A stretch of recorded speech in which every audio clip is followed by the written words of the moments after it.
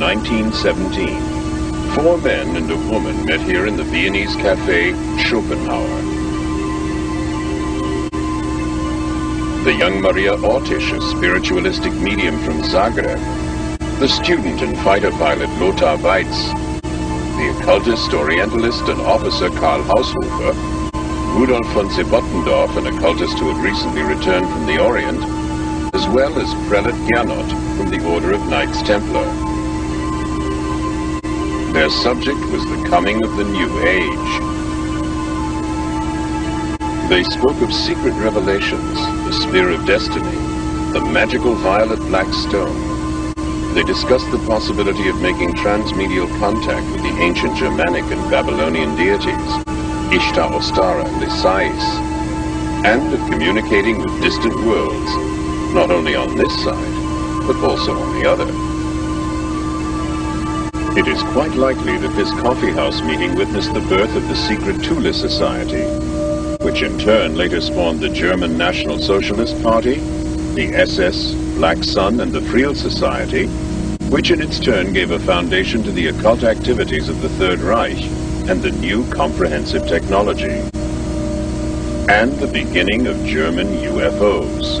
Maria Orsic presented texts she had received from her spirit medium, one in the Sumerian alphabet and the other in the secret code of the Knights Templar. Both texts had already been translated. Were they messages from the gods, or tidings from some alien civilization?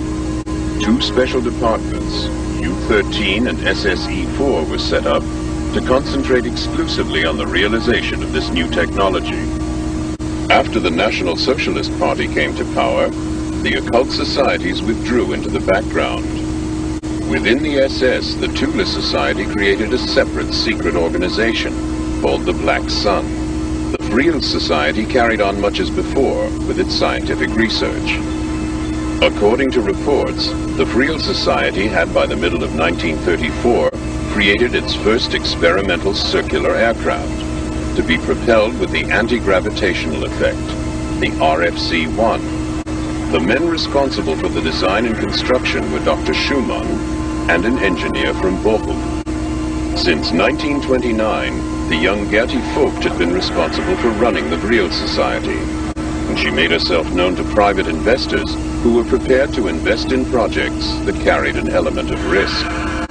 In the meantime, the members had become convinced that the mediumistic messages originated not from gods, but in fact from a highly developed alien civilization within the Aldebaran solar system.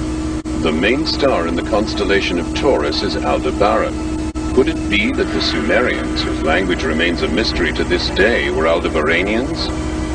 If they did perhaps once land in Mesopotamia, it is interesting that the inscriptions on the royal tablets tell us, "When the royal power came down to us from the heavens,